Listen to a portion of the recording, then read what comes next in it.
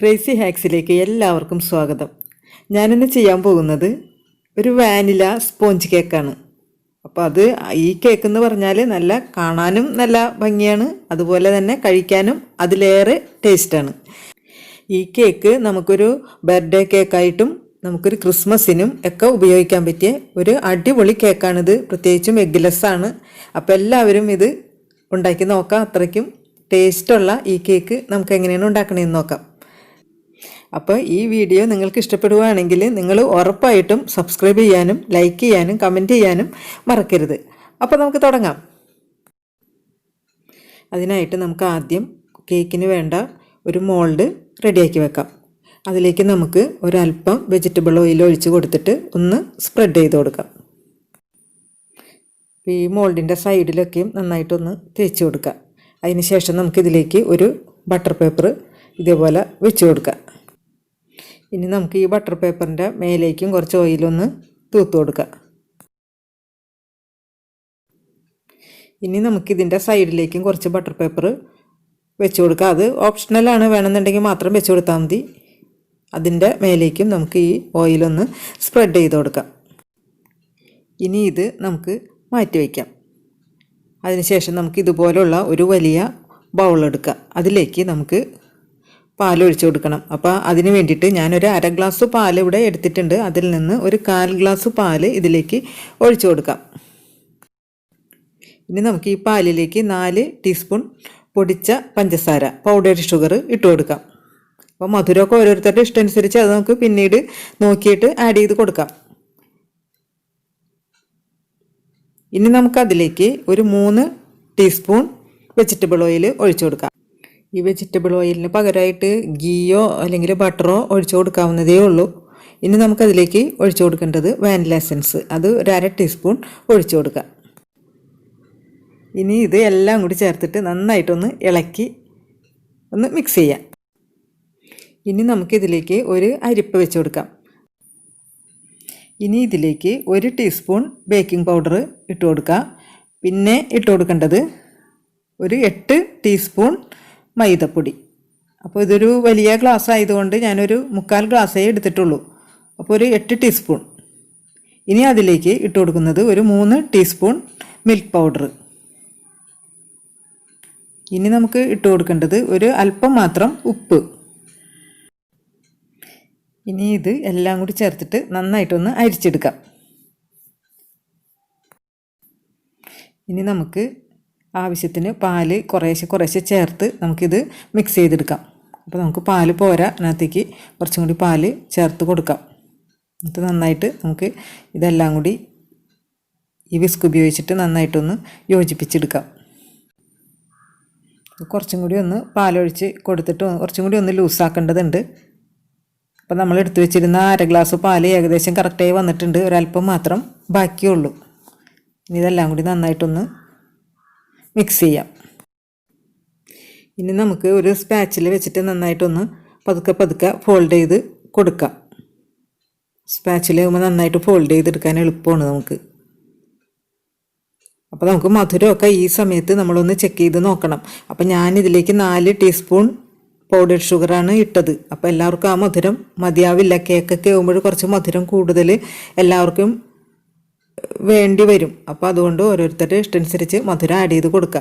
അപ്പോൾ ഈ 4 ടീസ്പൂൺ പഞ്ചസാര ഇട്ടിട്ടുണ്ടെങ്കിൽ ഒരു മീഡിയം മധുരമാണ് നമുക്ക് കിട്ടുന്നത്. അപ്പോൾ നല്ല മധുരമൊക്കെ വേണമെന്നുണ്ടെങ്കിൽ ഒരു 6 ടീസ്പൂൺ വരെ ആകാം പഞ്ചസാര.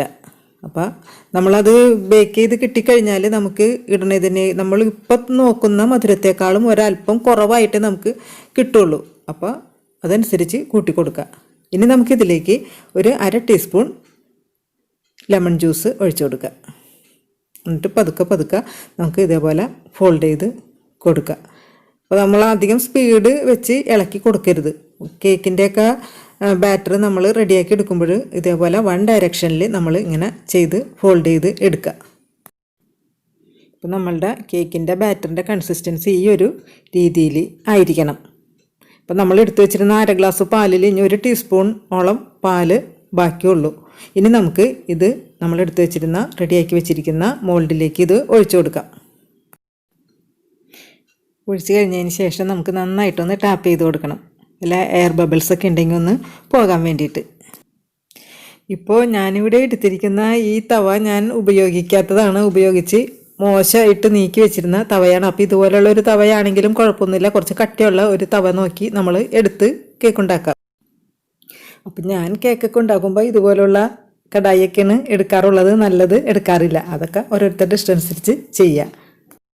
ഇനി നമുക്കിതിലേക്ക് ഇതുപോലുള്ള ഒരു സ്റ്റാൻഡ് വെച്ചതിന് ശേഷം വേണം നമുക്ക് നമ്മളുടെ കേക്കിൻ്റെ ടിൻ ഇതിൻ്റെ മേലേക്ക് വെച്ച് കൊടുക്കാൻ. അപ്പോൾ അതിന് മുന്നായിട്ട് നമുക്കൊരു 3 മിനിറ്റ് ഒന്ന് മൂടി വെച്ചിട്ട് ഹൈ ഫ്ലെയിമിലിട്ട് ഒന്ന് പ്രീ ഹീറ്റ് ചെയ്തെടുക്കാം. ഇപ്പോൾ നമ്മുടെ തവ നന്നായിട്ട് ചൂടായിട്ടുണ്ട്. ഇതിലേക്ക് നമുക്ക് നമ്മൾ എടുത്തു വെച്ചിരുന്ന കേക്കിൻ്റെ മോൾഡ് എടുത്തു വെച്ചിട്ട് നന്നായിട്ട് അടച്ചു കൊടുക്കാം. ഇനി ഇതിൻ്റെ ഈ മൂടിയിലുള്ള ഈ ചെറിയൊരു ഹോളില്ലേ, അത് നമുക്കൊരു പേപ്പറിൻ്റെ ഒരു പീസ് എന്തെങ്കിലും വെച്ചിട്ടൊന്ന് അടച്ചു കൊടുക്കാം. ഇനി നമ്മളിത് ലോ ഫ്ലെയിമിലേക്ക് മാറ്റിയതിന് ശേഷം ഒരു 30-35 മിനിറ്റിനുള്ളിൽ നമുക്ക് ഈ കേക്ക് റെഡിയായി കിട്ടും. അത്ര നേരം നമുക്ക് വെയിറ്റ് ചെയ്യാം. ഇപ്പം നമ്മൾ കേക്ക് ബേക്ക് ചെയ്യാൻ വെച്ചിട്ട് ഒരു 30 മിനിറ്റ് ആയിട്ടുണ്ട്. അപ്പോൾ 30 മിനിറ്റിൽ കറക്റ്റായിട്ട് നമുക്കിത് കേക്ക് റെഡിയായി കിട്ടിയിട്ടുണ്ട്. അപ്പം നമ്മൾ ഇത് റെഡിയായോ ഇല്ലയെന്ന് അറിയാൻ വേണ്ടിയിട്ട് ഒരു നൈഫ് എന്തെങ്കിലും ഒന്ന് താത്തി നോക്കിയാൽ മതി. അപ്പോൾ അത് നല്ല ക്ലിയർ ആയിട്ട് നമുക്ക് കിട്ടിയിട്ടുണ്ട്. അപ്പോൾ നമ്മളുടെ കേക്ക് റെഡിയായി എന്നാണ് അതിൻ്റെ അർത്ഥം. നമുക്കിതിനി തണുക്കാൻ വേണ്ടി ഒന്ന് മാറ്റി വയ്ക്കാം. അതിനുശേഷം നമുക്ക് കേക്കൊന്ന് സോക്ക് ചെയ്യാൻ വേണ്ടിയിട്ട് 1/2 ഗ്ലാസ് വെള്ളം വെച്ച് തിളപ്പിക്കാം, ഷുഗർ സിറപ്പ് റെഡിയാക്കാൻ വേണ്ടിയിട്ട്. അപ്പോൾ അതിന് മുന്നായിട്ട് നമുക്ക് ഒരു ബൗളിൽ 2 ചെറി ഞാനൊന്ന് മുറിച്ചിട്ടിട്ടുണ്ട്. അതിലേക്ക് ഒരു 3 ടീസ്പൂൺ പൊടിച്ച പഞ്ചസാര നമുക്ക് ഇട്ട് കൊടുക്കാം. അതിലേക്ക് നമുക്ക് ആ തിളപ്പിച്ച വെള്ളം ഒഴിച്ചു കൊടുക്കാം. ഒന്ന് ഇളക്കിയതിന് ശേഷം നമുക്കത് മാറ്റി വയ്ക്കാം. ഇനി നമുക്ക് ഫ്രോസ്റ്റിങ്ങിന് വേണ്ട വിപ്പിംഗ് ക്രീം റെഡിയാക്കി എടുക്കാം. അപ്പം ഞാൻ ഈ വിപ്പിംഗ് ക്രീം റെഡിയാക്കാനുള്ള ഈ ബൗളും നമ്മുടെ ഈ ബീറ്ററിൻ്റെ ഈ 2 ബ്ലേഡും ഫ്രിഡ്ജിൽ വെച്ച് തണുപ്പിച്ചതിന് ശേഷം ഞാൻ എടുത്ത് വെച്ചിരിക്കുന്നതാണിത്.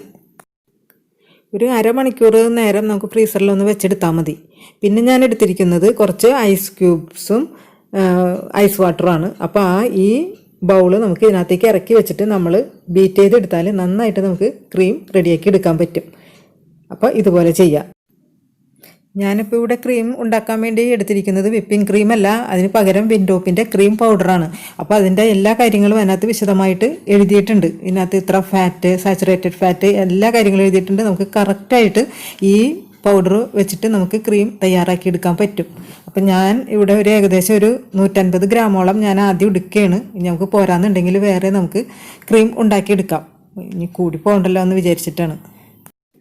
അപ്പം നമ്മുടെ ഈ ക്രീം പൗഡറും ഫ്രിഡ്ജിൽ നിന്ന് എടുത്തിട്ട് നല്ല തണുപ്പുള്ളതാണ്. പിന്നെ ഇതിനകത്തേക്ക് ചേർക്കുന്ന ഈ പാലും ഫ്രിഡ്ജിൽ നിന്ന് എടുത്തിട്ട് അതിനും തണുപ്പുണ്ട്. അപ്പോൾ നല്ല തണുപ്പുണ്ടെന്ന് ഉറപ്പ് വന്നതിന് ശേഷം വേണം നമ്മൾ ഇത് ബീറ്റ് ചെയ്ത് തുടങ്ങാൻ വേണ്ടിയിട്ട്. ഇനി ഇത് രണ്ടും കൂടി ഒന്ന് മിക്സ് ചെയ്തതിന് ശേഷം നമുക്ക് ബീറ്റ് ചെയ്ത് തുടങ്ങാം.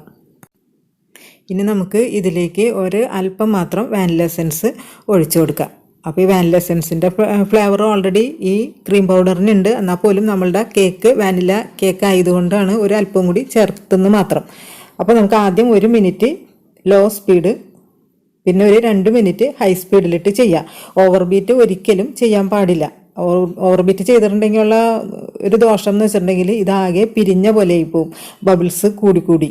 അപ്പോൾ അതൊന്ന് പ്രത്യേകം ശ്രദ്ധിക്കുക. നന്നായിട്ട് സ്റ്റിഫായി വന്നതിന് ശേഷം പിന്നെ ഇത് ബീറ്റ് ചെയ്യാനേ പാടില്ല, അതൊന്ന് ശ്രദ്ധിക്കുക. ഈ ക്രീം ഇതുപോലെ സ്റ്റിഫായിട്ട് നല്ല രീതിയിൽ കിട്ടാൻ വേണ്ടിയിട്ട് ഈ വിൻഡോപ്പിൻ്റെ വിപ്പിംഗ് പൗഡർ നല്ല അടിപൊളിയാണ്. അപ്പോൾ അത് വേണമെന്നുള്ളവർക്ക് ഞാൻ താഴെ ഡിസ്ക്രിപ്ഷൻ ബോക്സിൽ അതിൻ്റെ ലിങ്ക് കൊടുത്തേക്കാം. ഇപ്പം നമ്മുടെ ക്രീം നന്നായിട്ട് വിപ്പ് ചെയ്ത് കിട്ടിയിട്ടുണ്ട്, നല്ല സ്റ്റിഫായി വന്നിട്ടുണ്ട്. ഇനി നമുക്ക് ബീറ്റർ ഓഫ് ചെയ്യാം.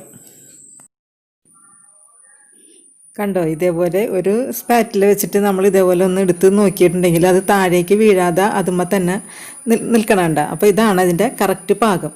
ഇനി നമുക്കത് നീക്കി വയ്ക്കാം. ഇപ്പോൾ ഈ സമയം കൊണ്ട് നമ്മുടെ കേക്ക് നന്നായിട്ട് തണുത്ത് കിട്ടിയിട്ടുണ്ട്. അതൊന്ന് ഡീമോൾഡ് ചെയ്യാം.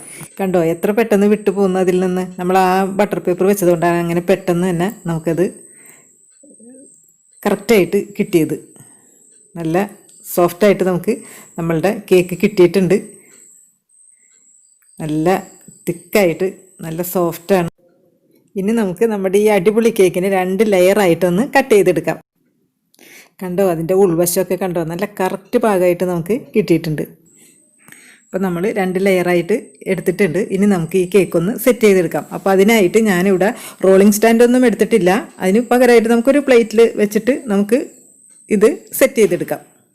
അപ്പോൾ അതിനായിട്ട് ആദ്യത്തെ ലെയർ വെച്ച് കൊടുക്കുക. അതിലേക്ക് നമ്മൾ എടുത്തു വെച്ചിരുന്ന ഷുഗർ സിറപ്പ് കുറേശ്ശെയായിട്ട് ഒന്ന് ഒഴിച്ചു കൊടുക്കുക.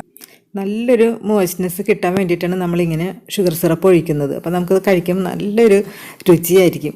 പിന്നെ അതിന് ശേഷം നമുക്ക് അതിൻ്റെ മേലേക്ക് നമ്മൾ എടുത്തു വെച്ചിരുന്ന വാനില ഐസ്ക്രീം, നല്ല ടേസ്റ്റുള്ള ഇത് നമുക്ക് അപ്ലൈ ചെയ്ത് കൊടുക്കാം.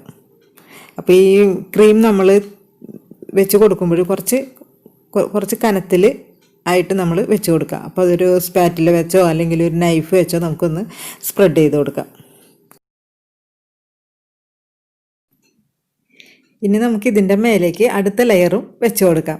അപ്പോൾ ഈ ലെയറിൻ്റെ മേലയിൽ ഷുഗർ സിറപ്പ് എന്തായാലും ഒഴിക്കണം. ഞാനത് മറന്നു പോയതാണ്. അപ്പോൾ ക്യാമറ ഓണാക്കി കഴിഞ്ഞാൽ ആകെ കൂടെ ഒരു വെപ്രാളമാണ്. അപ്പോൾ ആ ഷുഗർ സിറപ്പ് നന്നായിട്ട് ഒഴിച്ച് കൊടുത്തതിന് ശേഷം മാത്രം നമ്മൾ ഇതേപോലെ ക്രീം വെച്ച് കൊടുക്കുക.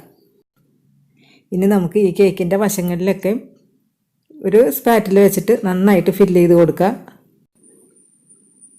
ഒരു നൈഫ് വെച്ചിട്ടാണെങ്കിലും നമുക്കതിൻ്റെ എഡ്ജൊക്കെ നന്നായിട്ട് കറക്റ്റ് ചെയ്ത് എടുക്കാൻ പറ്റും. ഇനി നമുക്ക് ഇതൊരു അരമണിക്കൂർ നേരം ഒന്ന് ഫ്രിഡ്ജിൽ വെച്ചിട്ടെടുക്കാം. ഇനി നമുക്ക് നമ്മുടെ ഈ വാനില കേക്കിനെ ഒന്ന് സുന്ദരിയാക്കണ്ടേ.